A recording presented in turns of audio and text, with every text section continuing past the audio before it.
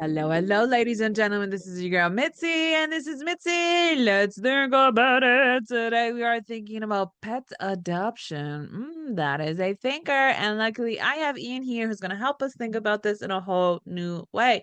So thank you so much, Ian, for coming onto my show, sharing your time and your perspective with me. I'm truly honored. But let's go ahead and dive right in. When you hear those words, pet adoption, what does that make you think about? Well, I started fostering dogs about 15 years ago, my wife and I, because we lived in San Francisco and our building didn't allow pets.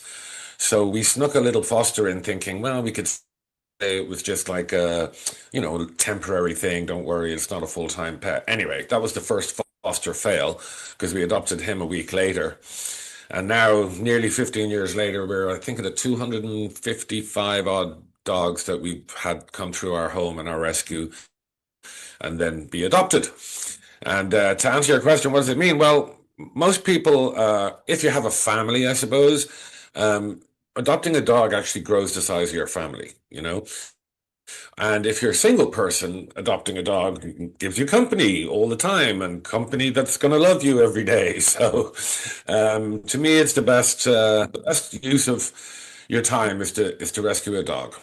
Yeah, most definitely, because it really brings something that you don't even realize. Like, you don't realize that you may have rescued them, but they have rescued you in one way or another that you didn't even realize, because I rescued my first dog, and he was from a breeder, but you could tell that he was mistreated and he was abused because he showed all the signs. He was extremely timid. He was extremely Yeah. scared of everything, and he was afraid of boots. You know what I mean? Boots was the worst. Like, I couldn't even Yeah. have just regular boots around him because he would just run away, scurry away afraid. So I knew that he was in an abusive Um, situation. So I always so yeah. after that dog died, which was recently. I adopted a cat because I figured a cat would be nice. So I went to the Humane Society and I adopted a cat, and now he's like the biggest love bug that is super invasive. And I didn't realize how Nice. how invasive cats can really be until I got this one.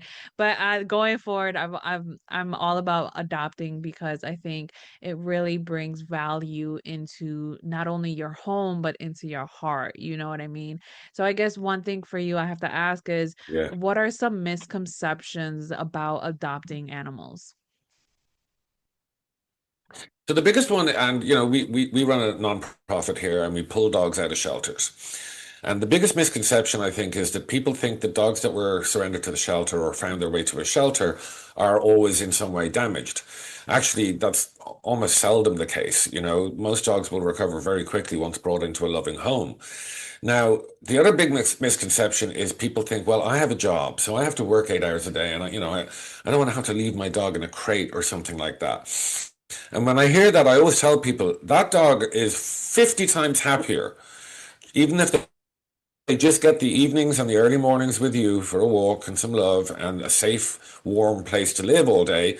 They're way happier than they are in the shelter, believe me. The shelter is a frightening, very traumatic experience for most dogs.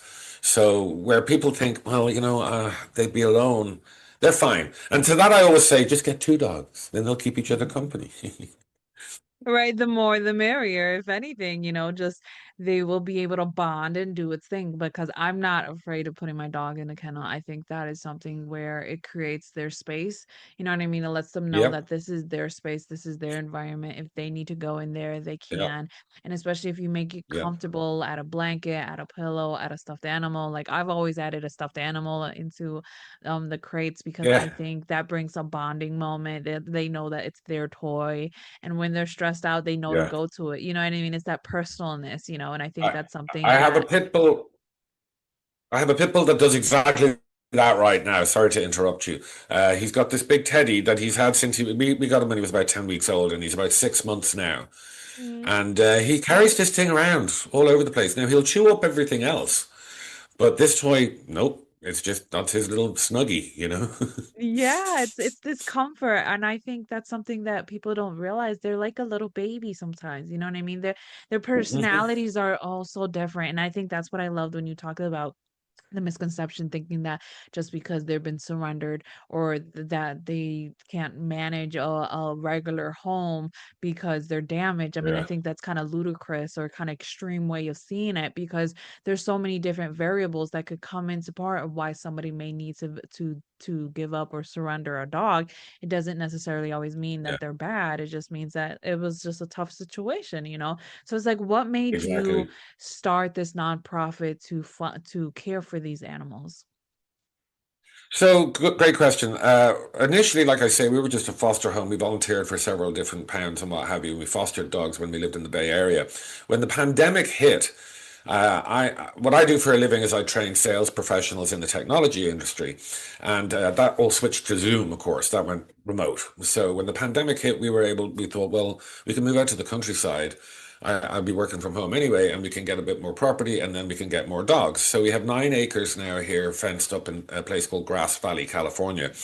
And I actually wrote a book about it. It's called Rescuing Dogs and Sales People, because my career has really helped me with the dog training. I train humans and dogs and humans, in particular salespeople, they've got a lot of things in common, right? So you reward a dog with treats when you're training them, right? And salespeople get rewarded with commission and Rolexes and stuff like that, right? So the motivators are somewhat the same. And then also in sales, there's always a strong leader, a good alpha will, set a good standard for the pack. And it's the same in the dog world. We have an alpha dog here called Harry. He's only 40 pounds. He's half the size of several of the other dogs that are here in foster, but he is absolutely in charge and everybody knows it. And he's old, he's 13 years old. But, it just goes to prove that size, age, that kind of stuff doesn't really matter. It matters the environment that they're in and if they're strong leaders. We decided we had a couple of dogs that were unadoptable. They only really liked us. They bonded with the rescuers and then they were terrified of everybody else.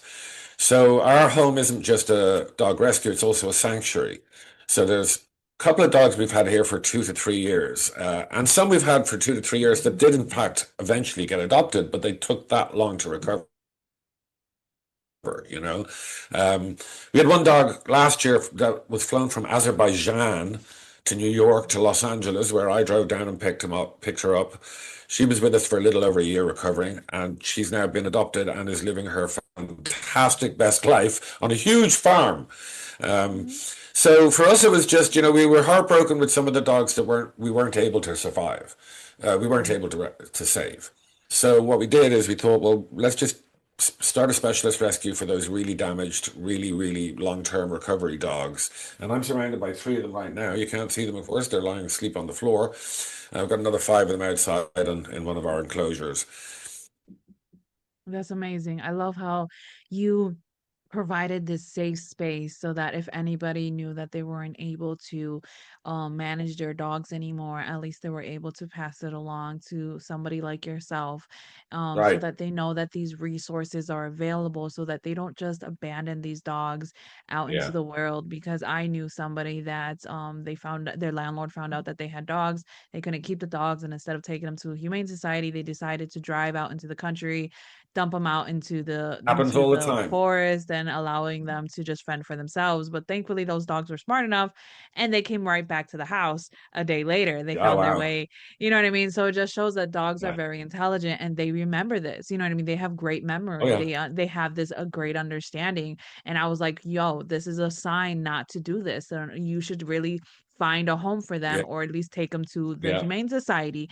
Or look or go to different humane societies, go to different counties, but don't just abandon the dogs because they matter. They Yeah. have feelings, they have emotions, they cry, you know what I mean? They know these things. So she ended up taking it to another county and they were able to take the dogs, and I was like, yeah, don't ever do that again because that's just reckless and ruthless. So it's like, my question to you is, what is your thoughts on breeders? Because I know a lot of the times people who are Yeah. pro adoptions, they are anti breeders. So what is your opinions? So there's two schools, my late grandmother was actually a breeder and she bred Rhodesian backs. And, proper breeders, and this was in what was then Rhodesia, now Zimbabwe. Um, Proper breeders don't breed very frequently, for a start. They don't overbreed their dogs. That's number one. And proper breeders know about weaning and socialization with those puppies before such time as they're ever adopted. Now, what we have a big problem here in America is with backyard breeders, right? And they are not Mm-hmm. qualified. They don't have really the right facilities to breed dogs. And in a high percentage of the cases, the mother, the female, the breeding bitch is treated incredibly badly. Mm-hmm. Almost never let out. It could be a lot of them are just basically tied to a stake all day long, and they don't get to do anything. So, we're obviously, and we've rescued many dogs from backyard breeders. In fact, 2 weeks ago, I got a call from a trailer park a couple of hours away from here, where someone had abandoned a trailer, and in that abandoned trailer there was 9 puppies. And only the passers-by heard the crying and the screaming and what have you, that they called us and they said, we found all these puppies. I have two of them right outside right now. And that's a perfect example. That's not even a backyard breeder, that's a trailer breeder. They literally bred them in the back of this trailer and had them in a bathtub, if you can believe that, to keep them Wow. contained. So, yeah, we know the statistics are out there for everyone to see. If every breeder in America was to just stop breeding for 1 year, just one single year, the shelters would be pretty much empty. And we can prove that because in the pandemic, about 2 or 3 months into the pandemic, we went to the local shelter here in Yuba City. They only had 2 dogs in the shelter. Now, this is a shelter that would usually have between 70 and 100 dogs in it. And all of them Wow. were empty because when the pandemic hit, hundreds, maybe thousands of people thought, oh, I got to work from home now. I'm going to be home. Now is a good time to get a dog. And so an awful lot of people did that. But the problem is that when the pandemic cleared, all those people went back to work, and a lot of those dogs started tearing up their furniture or just barking all day because now they didn't understand where their human was all day. And so then we had this kind of crisis where the shelters were overflowing. And lost dogs were just being found. I mean, I would say probably once every month I get a phone call and somebody will say, hey, on Highway 20, just beside this turn, I've seen this big dog for 2 days wandering around. And so we'll have to Mm-hmm. go over, we'll put some food and we'll try and find them. We'll pull them off the side of the road, bring them home. You do all the normal things, you put them all over Facebook and all over Pet Finder and all that kind of stuff. But I don't know whether you know that show 48 Hours. The truth is, when you find a dog, if somebody isn't looking for them in 48 hours, they're not looking for them. If you were to lose your dog, right, you would spend all minute of every day like trying to find him, right? Mm-hmm. And you would read every post and what have you.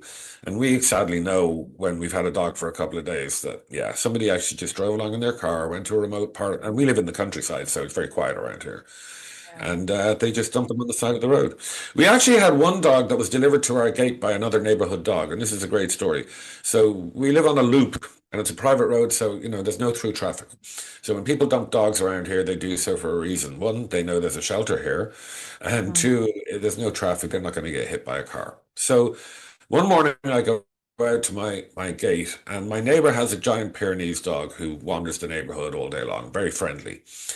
But this Pyrenees is standing at my gate with a husky that I've never seen and nobody's ever seen before. And we sort of bring around the neighbors and say, "Does anybody missing a husky?" And they're like, "No." And he sat there at my gate until I finally went down and opened the gate, and the husky came running in, and then he went off back home. So he literally, it's almost like the dogs have their own little back, underground network. And he found this lost dog somewhere and said, "Hey, I know where there's lots of dogs. Let me bring you down there." We had his name is Wolfie. We had him for I think 4 or 5 months. He was adopted twice and returned twice, and then finally adopted out of Canada. And I drove up to the Canadian border and I delivered him to a wonderful family. And he's living his best life in the snow where a husky belongs, up above the snow line in Canada. Yeah. So it comes from every different angle, is what I'm saying, Mitzi. It's funny, like some of them are shelter pulls, some of them are found on the side of the road. Probably not a day goes by that we don't get a call where they say, hey, we have this dog and we can't keep him anymore. Is there any chance you could take him into your rescue? And the sad thing is, you just can't keep saying yes all the time. We're pretty much entirely self-funded. So, there's a limit to what we can actually do. And vet care, as you probably know, is super, super expensive. Yes, yes. I mean, especially with shots, it can get very expensive. I mean, yeah, you can order them. Yeah, you can administer them yourselves if you know where and all the proper procedures. But at the end of the day, it still adds up with time. And if especially if you're self-funded, it really takes a toll on your financial budget as a family in general. So I respect it. And I love the story about how the dog just knew. And I do believe that dogs just have their own communication, this Mm. understanding, because they really do. They just have this understanding. And it's lovely how the dog knew, like, you know what? This is a good guy. All the dogs are they talk good about him. Why don't you just go here Yeah. and you'll be safe, you know what I mean? Just wait right here. Yeah. He'll come. He's coming. Just wait. Okay, now he's here. Go in. Yeah. Yeah. I'll see you later. You know what I mean? That It is was like a drop truly, off. yeah, it truly is amazing because you would never really, nobody would actually believe it unless you actually, you know what I mean, seen it yourself. Yeah. And the fact that Yeah. you actually did, it makes it holds so much more value because it just shows that dogs' lives matter. You know what I mean? They care. They know Yeah. what's going on, and the fact that that dog was willing to help him, I mean, just shows even more values. And I love the fact that Yeah. you say you have this older dog that's 14 years old and he's a tiny little thing and he runs Yeah. the Yeah. show. He's the alpha and all the other dogs submit and they know their place around him because it really does hold value when you have that alpha dog in your establishment because they really do keep order and they keep the rough housing down to That's a right. minimal and they That's know right. who's acting up and all they got to do is just come with their presence and the other ones will warn them. They'll announce it like he's coming. Woo! You know what I mean? They do their dog things. I know exactly what you mean, and I also want to touch base about you how you talked about this backyard breeding and it is a real thing. Like I've seen it firsthand. I was a breeder myself, but we did things the right way. We didn't breed right away. We allowed their period to come and we didn't breed back to back to back to back because that Yeah. was excessive. It takes Yeah. a toll on the Yeah. females. Like people don't Yeah. realize it really takes a toll on the female's life if you continue to Yeah. breed them over and over and over again and especially the size of the dog, it takes a very big toll. Like I've heard Yeah. situations where French bulldogs, oh my goodness, they've lost their lives by trying to have the home backyard breedings and they don't realize that some of these dogs in the shape and the condition that they're in they can't just have produce like 7 8 puppies at a time, you know Yeah. what I mean, because of the position of their body and when they have like just 2 to 3 that can cost their life in general too because they That's can right. get stuck. So it's like you really have to be observant, you really have to pay attention and you Yeah. can't just give the puppies away at 1 2 weeks just because you can't handle it. That's No. not healthy. You know what I mean? You need to do things the right way. Like Yeah. I've seen conditions where I've seen backyard breeders where they do things very sloppy, very nasty, very ugly. Like I don't even know what they're feeding them anymore. You know what I mean? Because it's just recklessness. And so it's like we really do have to do our due diligence as humans to pay attention to that. And I also like the fact that you talked about how the pandemic it made everybody realize, oh, I need an animal, but then it's like, oh, well, I can't really take into care of an animal now. Yeah. The people really have to remember that animals are more than just an accessory. You know what I mean? They're more than Yeah. just a pet purse or Yeah. something that you can mount on the wall or something like that. It's they really hold value in more than ways than Yeah. one. And I think that's truly crucial for people to really realize. And it sucks that time is catching up to us, Ian, because I feel like I could keep picking your brain on these topics and about dogs in general. But what can be some lasting words that you can leave us off with to keep on thinking? You probably know this as well. Breed is very important. A lot of adopters will adopt a dog because they like the look of them, you know. So you think of like Aussie Shepherds and dogs like that. They're not dogs that want to live in an apartment or a condo, you know. Mm. Likewise, livestock guarding dogs. A lot of people love those big, lovely, fluffy Bernese and Pyrenees and that. And they think, oh, what a beautiful dog. But those dogs want a job. They're Yeah. not company dogs. They want to protect goats and sheep and stuff like that. So I guess my what I say to a lot of adopters is, are you familiar with the breed? Do you know the traits of the breed? And when you're adopting from a breeder, good breeders will always tell you that, right? They will ask you those Mhm. questions first. They'll say, you want a pit bull or a German Shepherd or whatever it is, you need to know about that breed so that you can speak their language and they'll be a happy, complacent dog, you know? There's a couple of exceptions to the rule, sure. I've had Labradors that don't want to fetch, you know, and I've had German Shepherds that don't want to herd anything, you know. So there are exceptions, but in general, as you probably know yourself, breed specific is very important so that people know with the personality and the traits of the dog. Oh, absolutely. I agree 100% because a lot of the times people like, oh, I want a big dog and they get themselves a Great Dane, but not realizing that they have hip complications and they don't always Yeah, like to be mobile all the time. So then you have to take that into consideration. If you're trying to find a walking yeah, dog to walk up hikes, I mean, that type of dog is not going to be your forte. So it's like you really yeah, do have to pay attention with the breeds because people don't even realize like just even a wiener dog likes to yeah. round things up, you know, and herd things up. And it's like if you don't allow them to do that, then what is their purpose? They're gonna feel Right.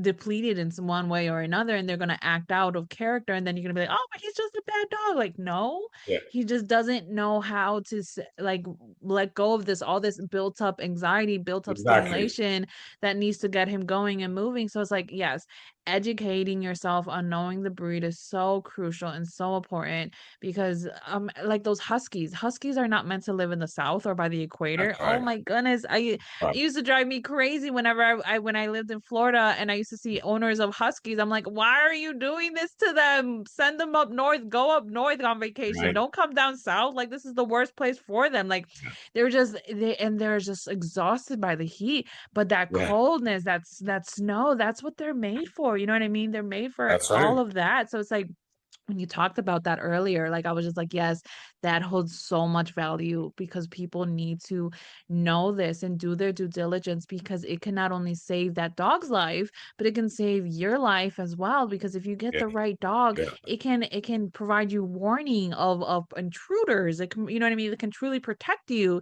you know what I mean, in Yeah. ways that other dogs can't, you know. So it's like you really have to do that due diligence and know what you're looking for and know what you're doing. And I think Yeah. it'll all go well as long as you just do that homework, you know, taking that little steps, Yeah. especially if That's you right. have like a mutt, you know what I mean? One that has multiple breeds in one, then do Yeah. your research on every breed because if they have a little bit of stuff for of terrier in them, if they have a little husky in them, if they have a little shepherd in them, then at That's least you right. know how to like maneuver them and deal with them in any way. And if you just get a lazy dog, well then hey, be happy that he's a lazy dog, right? And hopefully you're a lazy Sure. person. Right? That all adds Look up. out for But both of you. exactly, it works out for the both of you. But with that being said, ladies and gentlemen, if you enjoyed this conversation as much as I did, go check out Ian. I have access to his website, access to all the great information that he has to offer the world, great content so that you can continue on thinking. Because isn't that the point? Yes, it is. Continue on thinking, ladies and gentlemen. Bye.